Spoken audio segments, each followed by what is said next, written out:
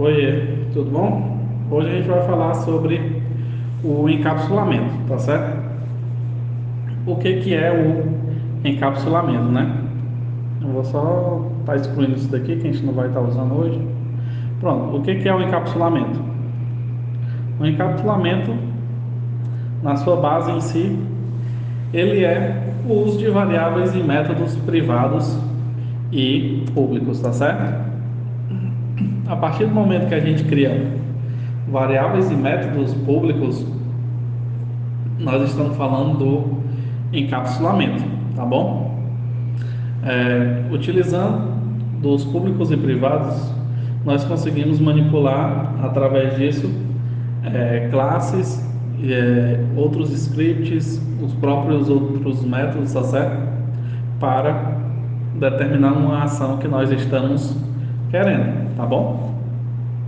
Ó, um exemplo do encapsulamento, né? A gente pode ter eles públicos aqui, privados,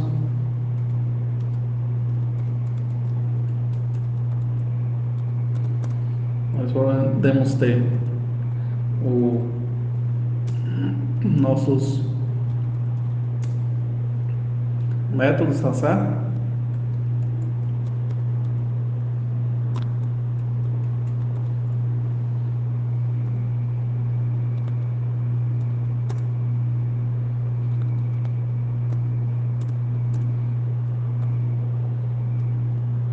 Aí tanto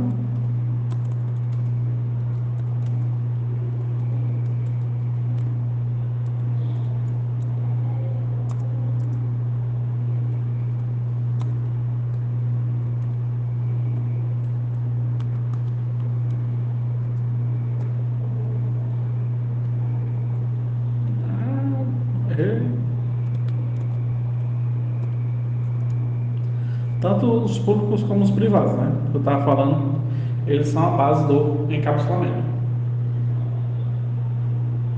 Então, agora eu vou dar um exemplo aqui da criação. Se a gente fosse criar um guerreiro, tá certo? O guerreiro ele sofreu um dano, então a gente vai estar criando esse encapsulamento, tá certo? Isso é bem tranquilo, né? Vamos lá, eu vou estar criando aqui, apagando isso daqui primeiramente. Aí eu vou estar criando aqui uma classe do tipo pública,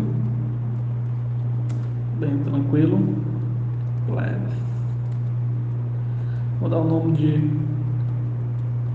guerreiro, nosso guerreiro, certo? E a partir daqui eu vou criar uma variável vida, certo?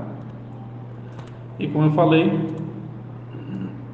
a gente vai criar aqui para o nosso personagem quando ele perder vida, ele sofrer algum dano, certo? Vou escrever errado, porque é só com H minúsculo mesmo, porque senão não vai ficar igual, né? Aí aqui eu vou estar utilizando o nosso get e o set, tá certo? Para poder ele retornar esse valor da vida. Aqui ele já dá uma ajudinha, né? Ó.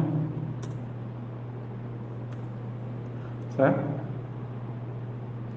Só dar um espaçamento aqui, para facilitar a nossa vida, né? E aqui embaixo eu vou botar o 7. Certo? Resolve o nosso problema tudinho, rapaz. Aqui, ó. Certo?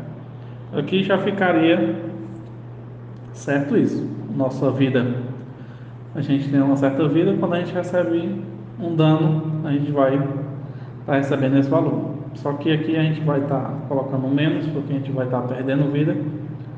E eu vou querer fazer para ele fazer como se fosse um filtro, né? Para ficar melhor. Então eu vou colocar um if aqui. E o que que esse if vai estar fazendo? Esse if vai estar fazendo um teste para saber se eu estou com zero ou não de vida. E se eu tiver com zero de vida, eu vou morrer, certo?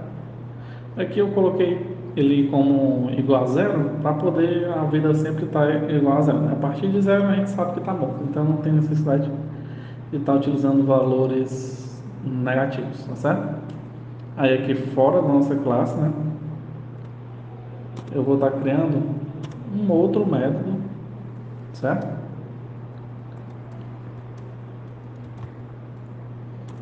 Private void, que é a morte. Bem simples. E aqui, no caso, a gente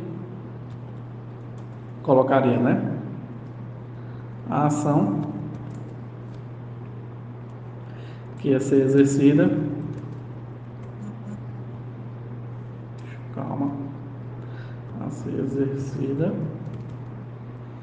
quando o personagem morrer. Aqui no caso, nosso método de morte. Um exemplo, né?